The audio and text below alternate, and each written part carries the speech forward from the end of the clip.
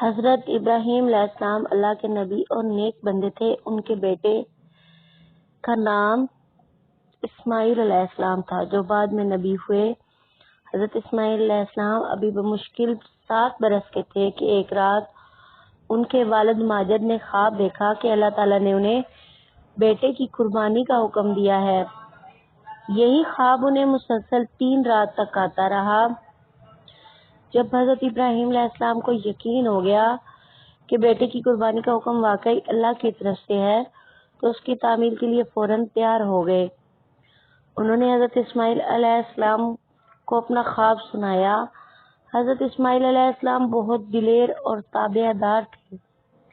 بغیر کسی خوف اور ہچکچاہٹ کے بولے، پیارے ابا جان، براہ کرم وحی کیجیے جس کا حکم اللہ تعالیٰ نے آپ کو دیا ہے۔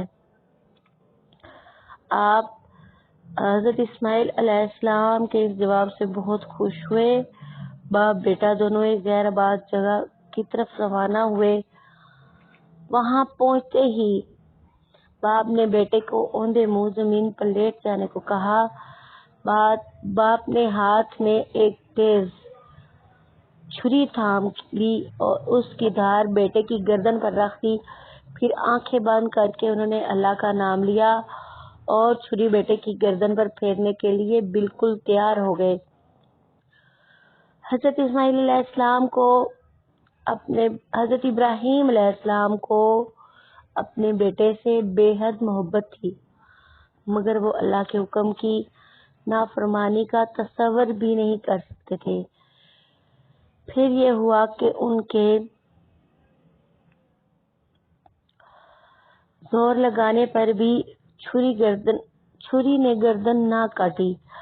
آپ اسی حالت میں تھے کہ ایک پراسرار آواز آپ سے مخاطب ہوئی کہ اللہ تعالیٰ نے تو صرف ان کی آزمائش کرنا تھی۔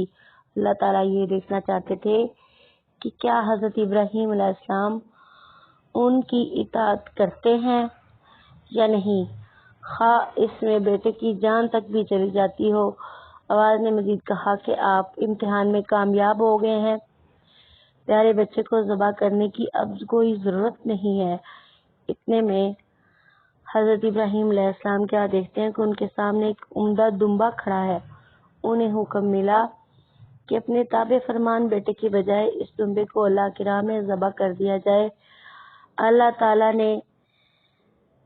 آپ نے اللہ تعالیٰ کے حکم کی فوری تعمیل کی اور اللہ کا نام لے کر دمبے کو ذبح کر دیا۔ قربانی کے بعد دونوں باپ بیٹا خوشی خوشی گھر لوٹ کر آئے۔ حضرت ابراہیم علیہ السلام نے بی بی کو سارا واقعہ سنایا۔ وہ بہت خوش ہوئی اور اللہ کا شکر ادا کیا۔ خود خاندان کے سارے افراد بہت خوش تھے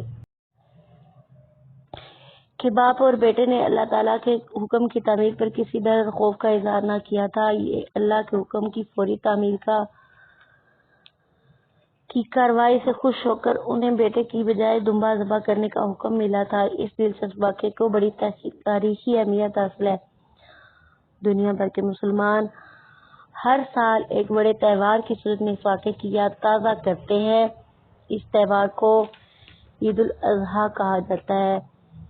قربانی کا گوشت مسلمان خوش ہو کر کھاتے ہیں، اسے اپنے عزیزوں اور دوستوں کے پاس بھیجتے ہیں اور ایک حصہ غریب اور نادار لوگوں میں تقسیم کرتے ہیں۔ یہ اسلامی تہوار اللہ کا شکر ادا کرنے کا دن ہے۔ یہ مسلمانوں کا عظیم دن ہے۔ جہاں جہاں مسلمان بستے ہیں، بڑی آب و تاب اور جوش و جذبے سے یہ دن منایا جاتا ہے۔